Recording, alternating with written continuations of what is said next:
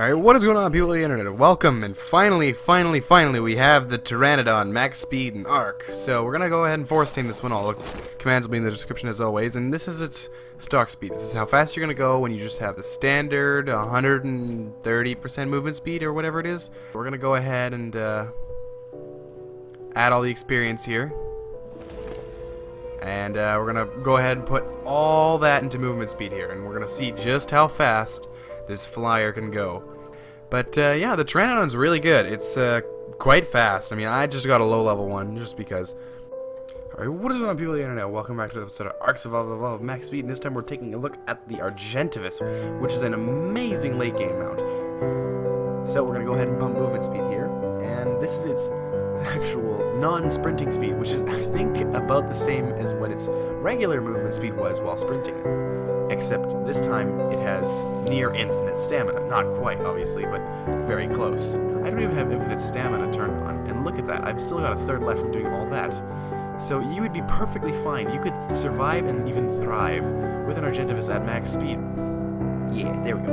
Alright, so we're gonna go ahead and max out this guy's movement speed. So you can see right here, we got it to about, I think it's 327%. I really have no idea, honestly. But it's fast. Like, it's a pretty high. Yeah, 327. Boom. I remember how I recorded this. That's pretty good, actually. So, yeah. Check how fast this thing is. It's kind of hard to tell because the Quetzal has slow movements, but this thing, let me tell you right now, has movement speed comparable to that of, like, a 75% maxed out Pteranodon. So it's super fast.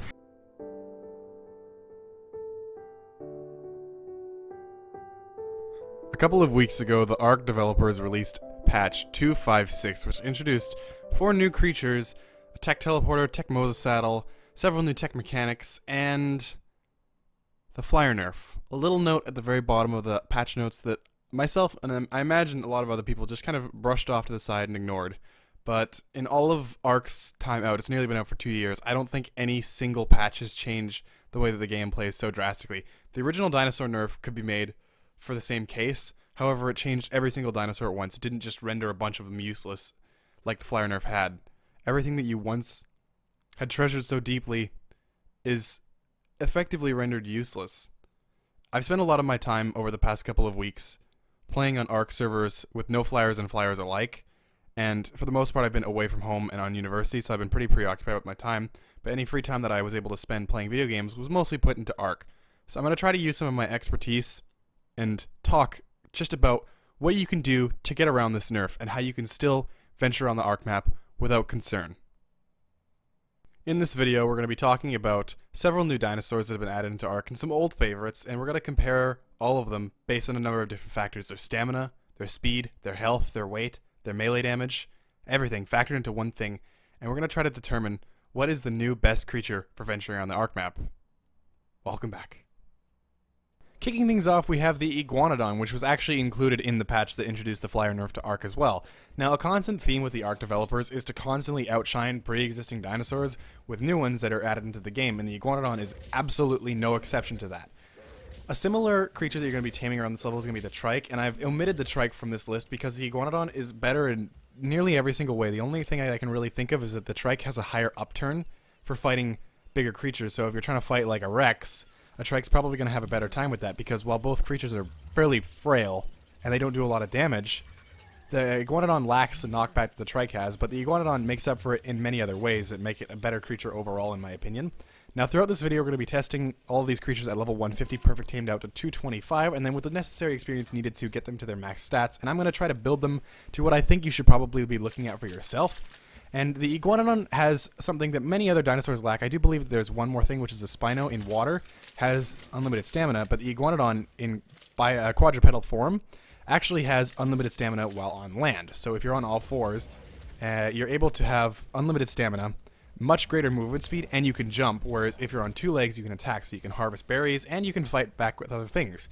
The Iguanodon, some key things to note: it's a very early tame. However, I could honestly see this thing lasting you very late in the game because of its good weight and the fact that at high levels it can really beat the crap out of stuff. So if you look at this Trike here, it's level 4, but I'm still beating the ever-living crap out of it, just because the Iguanodon is so strong at a high level, and its thumb spikes can really do some damage when you're jabbing things with it. Anyway, that's the Iguanodon. I think it's pretty good. I don't want to put numbers on these creatures. I don't want to label them 1, 2, and 3, because there's really no clear best mount in Arc right now. I'm going to try to narrow that down a little bit, but it always comes down to personal preference. So for my preference, I'd say the Iguanodon's maybe 2 or 3 on this list, but it can vary for everybody else. Next up, we're going to be taking a look at the Direwolf. Now, the Direwolf is actually quite a strong creature, so much so that it's pretty much surpassed anything you can kind of compare it to. Something that I would kind of tie the Direwolf to closely in terms of its tier is like lowest at a raptor, and then a good comparison would be a Sabertooth. But it's pretty clear that a Direwolf is stronger than a Sabertooth. You know, I've just personally, most of the Sabertooth that I've ever had have just kind of died on me. So I'd recommend putting this thing to about 4,500 HP, getting its weight up there a little bit if you're going to be using it for going around the map, getting its melee damage pretty high, maybe in the high 300%, and then put a bit of movement speed and some stamina in it, because unlike the Sabertooth, the Direwolf doesn't have the greatest stamina. It's extremely strong, and it's kind of hard to place it as where this thing is as a creature, because you can tame it relatively low level. One of my strategies when I play in Scorched Earth is just immediately off the bat, go right for a bola, get a slingshot, go tame a Direwolf, ride the thing around, power level off of killing creatures all out on the move. But at the same time, they're not the easiest tames because they're pretty frequently in packs, and they can really tear up a player. So if you're a new player with not a lot of armor on, it's going to be pretty tough for you to get around the map without getting mauled by a pack of these guys, and taming one's going to be even worse because you're going to have to fight them head on if you want to get that one that you've picked out, maybe if you found a higher level. But the Direwolf is quite a good creature. It could be endgame or early game. You can take it into caves, which is quite nice, and they're usually quite reliable there, and they have pretty good movement all around. All in all, I'd say the Direwolf is a very consistent pick, and it's probably pretty high up on this list. I'm not sure if I'd place it as high as the Iguanodon, but it's certainly aimed with a shot of being just as close. So I'd say maybe 2 or 3, 3 or 4 is a safe bet. Good creature. Let's move on to the next one. Perhaps the dark horse pick of this list would have to be the Megaloceros. I'm a bit shocked that I'm including this one, and I imagine that you probably are too, but actually has a very good case for why it is a suitable mount, and that is the fact that it is ridiculously fast. As well, it's not very hard to tame. The problem with the Gallimimus, which will be featured on this list later, is that it requires trank darts 99% of the time to knock out anything more than a level 4. The Megaloceros, on the other hand, doesn't require that, and it has exceptional movement speed. You have a choice between a male and a female. The male has an attack, but the female is 30% faster, and I could honestly never make the case for going for a male anyway, because you're not going to take this thing alpha hunting, and you're not going to really need it to go get thatched, because a pickaxe will do the job just fine.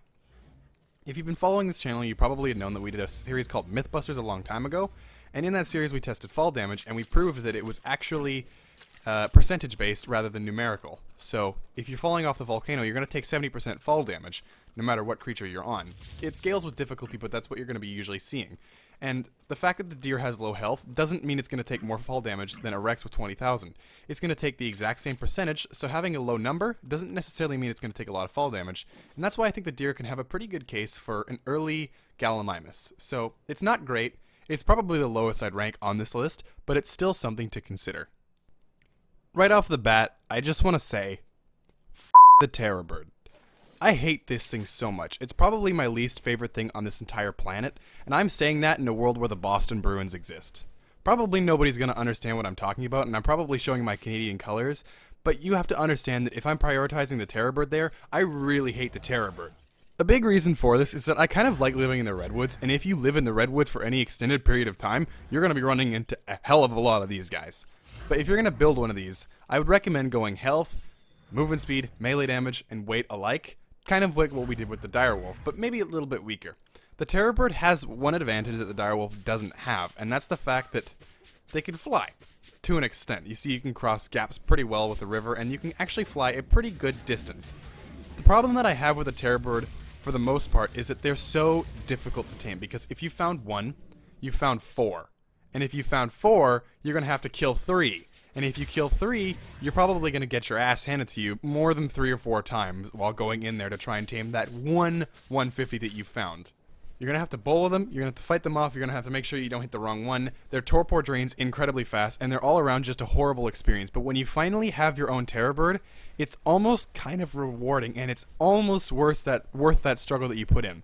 I wouldn't put this thing very high up on the list, but they're quite fast. They're strong in their own right, and when you're on a server with no flyers, quote-unquote, this and the Archaeopteryx are pretty much your only other options for going around the map by air. They will drop incrementally over time, so you can't fly around the entire map blissfully flapping your tiny dodo wings that have been attached to a mini Dodorex body, but you're still going to be able to get around the map in the air to its own extent. I wouldn't place this thing very high on the list, just maybe above the Megaloceros, but it still has its benefits, and by that I couldn't leave it off this list. Calling the Gallimimus frail would be a massive injustice to all the other squishy creatures in Ark. This thing is a dry piece of spaghetti. It is so brittle that given any amount of stress, it will break in half. We're at a level 150, perfect tame to 225, and we haven't even broken 1000 health. That's how bad this thing is. That being said, it's a Gallimimus. It needs no introduction. This is the fastest creature in Ark, bar none, and as a result, I can say, just go speed. It's not even worth putting any points into anything else except for, like, weight. But even still, the weight's quite good from base. This thing needs no introduction. It's a Gallimimus. It's extremely fragile, so don't fight anything with it. So don't pump health, don't pump melee damage. If you get a better saddle for it, that's all you're gonna need. And That's it. It's a Gallimimus. It's a great creature. It's all around so good. It's pretty good in the water. It's amazing on land. You can outrun anything that even tries to threaten you. And it's got a multi-person saddle so you can bring people with you while you're doing it. It's amazing. Problem with the Gallimimus is, if I had to list anything off, is because it's so frail, you can't actually knock it out with Trank arrows. You're going to be forced to use Trank darts, which means that it's going to be a relatively late game tame. But other than that, that's all I can say negative about it. I can't actually speak personally about the Equus because, in truth, I've never had one myself. From what I've heard, people tell me that the Equus is actually kind of lackluster, and I wanted to see what all the fuss was about, so I have included it on this list. I have to say, it's certainly not the worst one. I'd still say that goes to the deer, but the Equus doesn't really have a lot of key features that make it stronger than other dinosaurs. However, it does have three things in its kit that I think are quite strong. First off, it has the lasso, which can be used to pick up and drag around players. Now, Flyers normally did this job before, but now that they've been nerfed, there are actually only 3 land dinosaurs that can do this. That being the Megaloceros, the sleepy dinosaur, the Caprosuchus, which is kind of frail, and I honestly would take the Equus with a lasso over that. The Equus also has a mobile mortar and pestle, and the backwards kick, and those are the 3 things that set this thing apart from other dinosaurs. As you can see, I put in a bit of melee damage and a bit of movement speed into this guy, and as a result, this level 68 trike is knocked out really quickly. So the Equus does do a lot of Topor, and if you ever come across a player, fortitude dependent, you could probably knock them out in one shot, most of the time. The problem with the Equus, if I had to name a couple of them, is that it's passive tamed, which can be a good thing or a bad thing depending on who you are. For me, I can't stand passive tames, and I think they're the worst thing in Ark, barring the Terror Bird. And when I tried to tame an Equus personally, I was using Megaberries, and it really didn't do a whole heck of a lot. And I was playing on a pretty high rate server, so you're going to need to go rock turret or nothing. One thing I can say for sure about the Equus is it's not going to be for the hardcore get-her-done tribes of Ark. You have to be a special kind of person in order to run around the map on an Equus with pure commitment. Odds are, if you sat through the 3-minute intro of this video with black and white piano music, you're probably that kind of person, so go and get yourself an Equus and enjoy every moment of it, because there's something incredibly special about running around the map on a unicorn while evading T-Rexes and other various dinosaurs. Another new kid on the block is the Baryonyx. Now this is actually an incredibly fast creature, even though it really doesn't quite look it.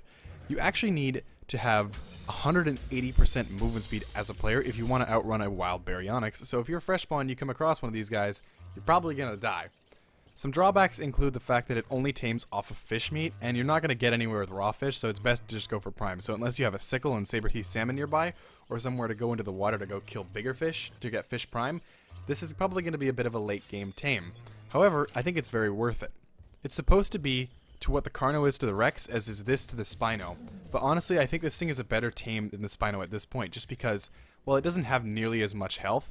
Every time that you kill a fish out in the wild, you'll regenerate ludicrous amounts of HP. From my testing, it's ranged anywhere between 200 to 400 health per fish killed. So you'll see here I'm at about half health, and as soon as I jump down this waterfall, down this river, I'm going to go on a massive fish slaughter, and that's going to drag me right back up to full health.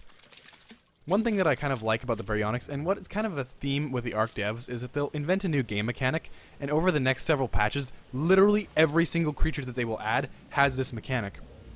And the Baryonyx is a perfect example of this, because we had the Prolovia and we had the Microraptor, which both introduced the stun, which, I take it back, that's my least favorite thing in Ark. Holy crap, I hate getting stunned in the Redwoods for 8 seconds while getting mauled by 8 Terror Birds. The Baryonyx puts that back in our court. We can actually use the Baryonyx to stun other things, and you can see here, back at full health. So if you saw that little roll that I did, that spin in the water, that's with a right click, that'll stun anything near you for about 8 seconds, I believe, at this time of the patch. They may change that. I really hope they do. But anyway, you can perma-stun things in the water, and anything smaller than, I believe, a Carno? Or a Rex? A Mammoth? I don't know. I'm not sure about that. But anyway, the Baryonyx is actually a really good mount, and you can take it in some caves, so that's quite helpful. If you want to go to the South Cave, which you need the artifact for to get the Broodmother, you're probably going to want to take a Baryonyx in there just because you can heal ludicrous amounts of HP.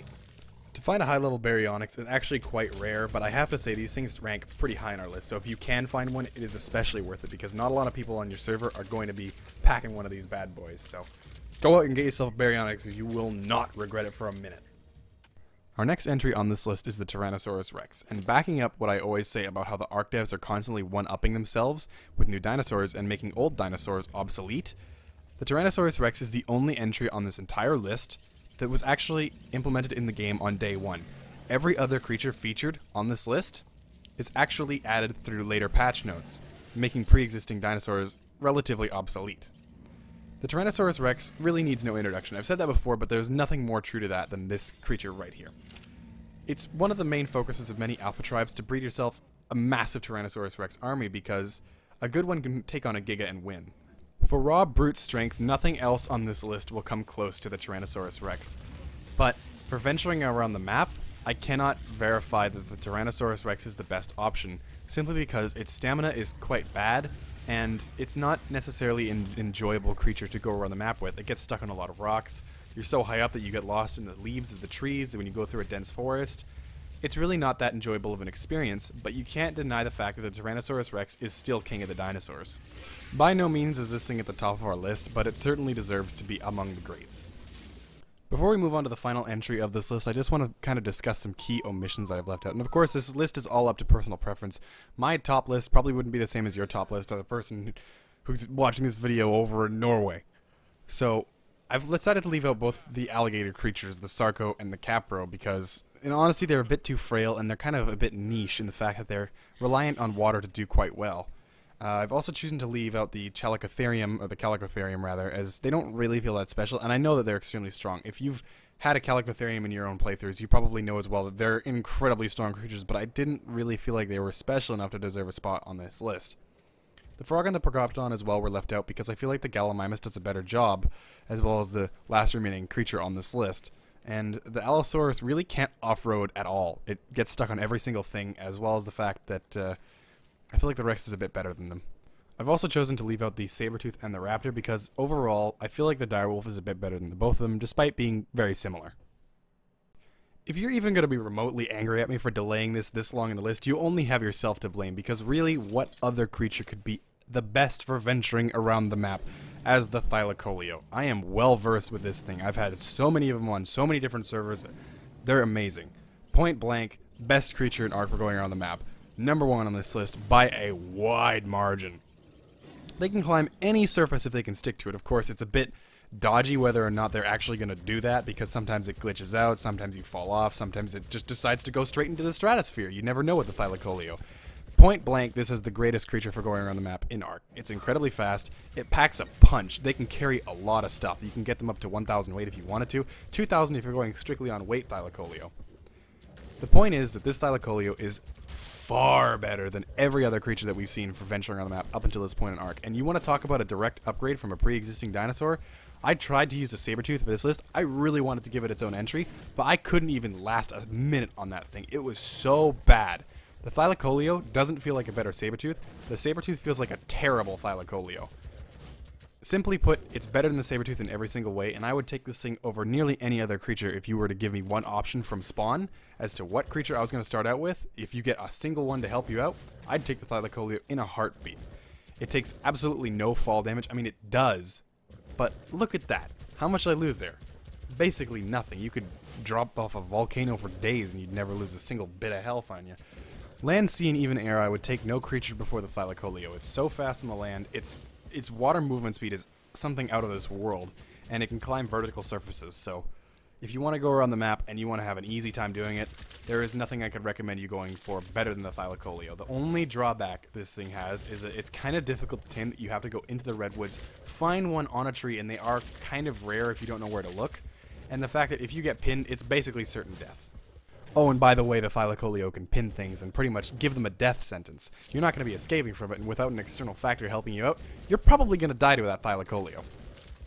Anyway, that's going to pretty much put an end to this list. I hope you enjoyed the video. If you do, feel free to like, comment, and subscribe. I'm looking forward to reading all the comments again, and good to be back. I'm done with university for this semester, so I've got a lot of free time freed up, and I thought I'd get back into doing YouTube videos because I kind of missed it. Also, I'm going to leave a Discord in the description. If you want to join our Discord and play games, I'm on there all the time looking for people to play with. 60 people on it. No one ever plays games with me. I'm bored. So come play some games with Bogle. It'll be a good time. Anyway, thanks for watching. We'll see you next episode of whatever we make. Peace! I grew a beard in the time it took to shoot this video.